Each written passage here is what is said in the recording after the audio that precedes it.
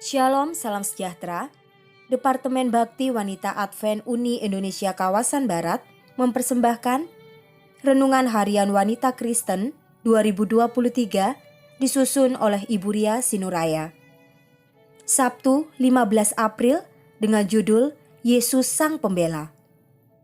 Firman Tuhan di dalam Roma 8 ayat 34, Kristus Yesus yang telah mati, bahkan lebih lagi yang telah bangkit, yang juga duduk di sebelah kanan Allah, yang malah menjadi pembela bagi kita. Saya pernah kerja sebagai teller di sebuah bank swasta. Saya ingat pada saat itu seorang pria menarik uangnya sebesar 50 juta setelah 1 hari jam kerja berlalu. Saatnya kami tutup buku. Saya terkejut sebab ada selisih sebesar 5 juta rupiah. Saya bingung dan panik. Lalu saya telepon saudara dan teman untuk meminjam uang sebab saya pikir ini adalah keteledoran saya sehingga saya harus bertanggung jawab. Namun tidak ada yang dapat meminjamkan. Saya memilih jalan yang terbaik, yakni berdoa dan memohon kiranya Tuhan menolong saya. Sepulangnya saya ke rumah, di tengah malam saya berdoa.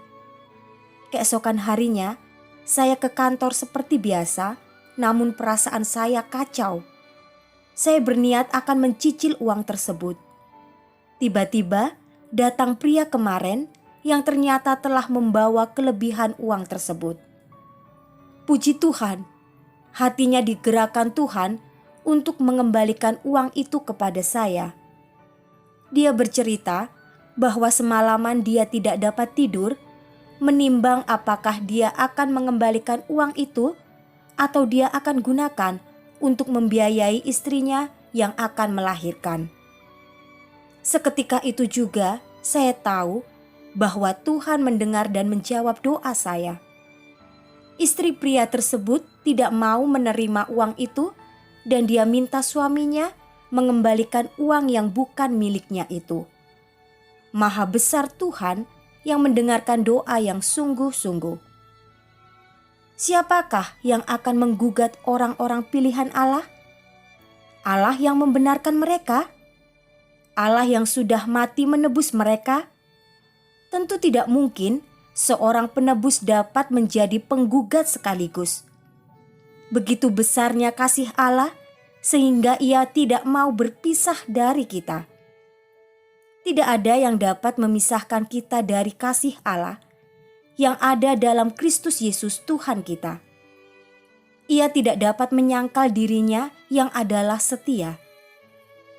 Jika kita tidak setia, Dia tetap setia karena Dia tidak dapat menyangkal dirinya. 2 Timotius 2 ayat 13. Dan kesetiaan hanya dapat terjadi apabila ada kasih. Ada tempat kudus di surga, kemah sejati yang didirikan Tuhan dan bukan manusia. Di dalamnya, Kristus melayani atas nama kita, menyediakan bagi orang percaya manfaat dari korban pendamaiannya yang ditawarkan sekali untuk selamanya di kayu salib. Dia diresmikan sebagai imam besar kita dan memulai pelayanan pengantaraannya pada saat kenaikannya setelah Ia bangkit. Pada tahun 1844, di akhir periode nubuatan 2300 hari, Dia memasuki fase terakhir dari pelayanan pendamaiannya. Ini adalah pekerjaan penghakiman investigasi yang merupakan bagian dari solusi akhir dari semua dosa yang dilambangkan dengan pembersihan tempat suci Ibrani kuno pada hari pendamaian. Ketika pelayanan pengantaraan Yesus telah berakhir, maka Ia akan datang untuk memberi upah kepada umatnya yang percaya kepadanya dan memelihara hukumnya, yakni kehidupan kekal di surga, lalu memberi ganjaran kepada orang-orang yang berada di pihak iblis, yakni kebinasaan di dalam neraka. Hari ini, ketika Anda jatuh ke dalam keraguan, apakah dosa Anda sudah diampuni oleh Tuhan atau belum? Ingatlah bahwa Yesus telah duduk di sebelah kanan Allah sebagai Raja dan Imam Besar yang juga adalah pembela agung kita. Dia layak mengambil kembali apa yang menjadi miliknya, yaitu umatnya yang mengaku dosa dan berbalik dari kejahatan. Ingat pula bahwa Ia telah menaruh hukumnya di dalam hati kita, sehingga kita dapat dimampukan untuk mentaatinya.